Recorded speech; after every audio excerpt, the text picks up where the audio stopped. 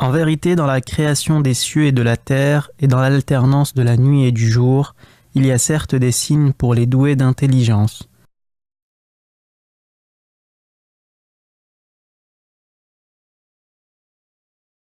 Je voudrais qu'on se dise deux ou trois choses sur l'Afrique qu'on se dit rarement, parce qu'on a une représentation inventée par les Européens du continent africain, d'abord ces drames, et ensuite ces drames, et en conclusion la totalité des premiers et des seconds. Donc on est toujours dans le drame, dans la famine, dans la difficulté, dans la pauvreté. Alors que l'Afrique, c'est, comme toutes les régions du monde, un grand bilan, un passif, un actif. Alors que l'Afrique, d'abord, c'est la diversité. Et puis on sait que au Moyen-Âge, ou ce qu'on appelle le Moyen-Âge en Europe, c'est ce Xe siècle jusqu'au XVe siècle, il y a de grands empires qui sont apparus. L'empire du Mali, l'empire Songhai, l'empire d'Éthiopie, l'empire l'Égypte, qui elle est encore plus lointaine dans la mémoire et dans le temps, et l'empire du Ghana, un continent lié au reste du monde. On le sait bien quand on regarde la carte entre l'Afrique du Nord et l'Europe. On peut presque le faire à la nage, tant c'est près, au détroit de Gibraltar. Mais si vous allez du côté de l'Érythrée, du côté de cette partie est du continent, vous êtes presque à portée de vue des grandes civilisations arabes qui sont de l'autre côté de la mer Rouge, de cette partie est du continent. Vous êtes presque à portée de vue des grandes civilisations arabes qui sont de l'autre côté de la mer Rouge.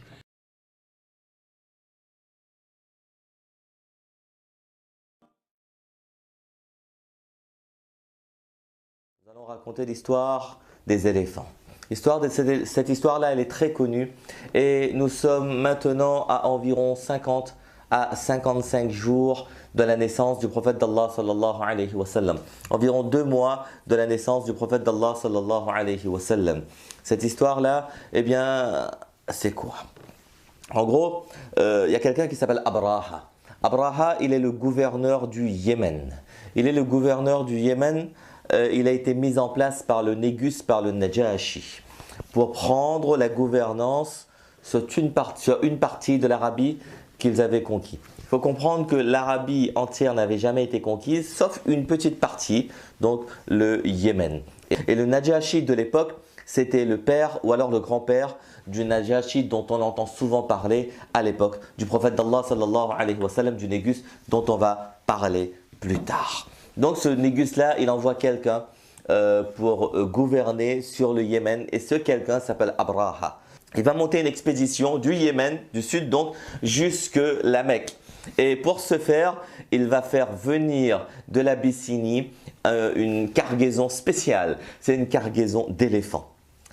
Une vingtaine d'éléphants, certains disent une douzaine d'éléphants. Et il va se mettre en route vers la Mecque avec une armée, mais surtout une douzaine d'éléphants. Et en chemin, vous savez comment ça se passe, il va commettre beaucoup d'exactions, il va détruire des villages et des tribus arabes, etc., etc., etc. Parce que, eh bien, ça se passe toujours comme ça lorsqu'on fait la guerre. Eh bien, on va détruire beaucoup de choses dans les villages arabes. Et surtout, les Arabes qui étaient des guerriers, ils n'avaient pas l'habitude de se battre contre des éléphants. Ils ne savaient même pas c'est quoi l'éléphant. L'éléphant, c'est quoi ce bâtiment, c'est quoi cette machine? Ils connaissaient les chameaux, ils connaissaient les chevaux, ils connaissaient les flèches, ils connaissaient tout ça. Mais ils ne connaissaient pas l'éléphant. They dream of the huge herds they will not be able to hunt anymore. Indeed, they will soon learn that from now on, the elephant hunting will be reserved to the white hunters who will pay precious money for the right to shoot the great beasts with their guns. Mais il ne connaissait pas l'éléphant. Par contre, avant de partir, il va dire à Abdul Muttalib, je te préviens et préviens ton peuple de l'arrivée imminente de l'attaque. On va attaquer. Certaines personnes disent que c'était le soir, demain matin on attaque. Certaines personnes disent qu'on va attaquer dans 1 heure, dans 2 heures, dans 3 heures, etc. On va attaquer, on va donner l'assaut final sur la Kaaba et on va détruire la Kaaba.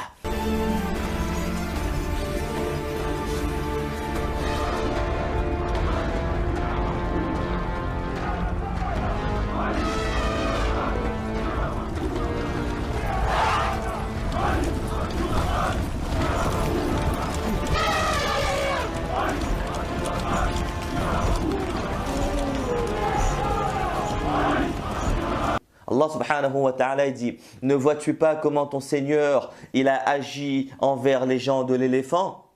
N'a-t-il pas rendu leur ruse complètement vaine et envoyé sur eux des oiseaux par volée qui leur lançaient des pierres d'argile, et il les a rendus semblables à une paille mâchée?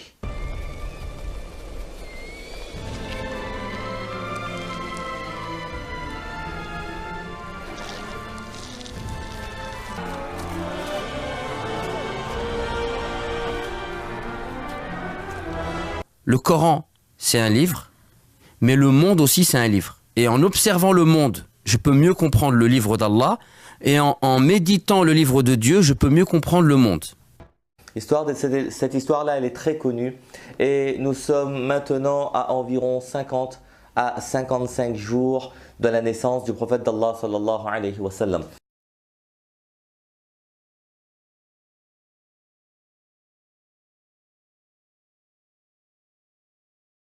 Finalement, le Coran, c'est un livre, mais le monde aussi, c'est un livre. Et en observant le monde, je peux mieux comprendre le livre d'Allah, et en méditant le livre de Dieu, je peux mieux comprendre le monde.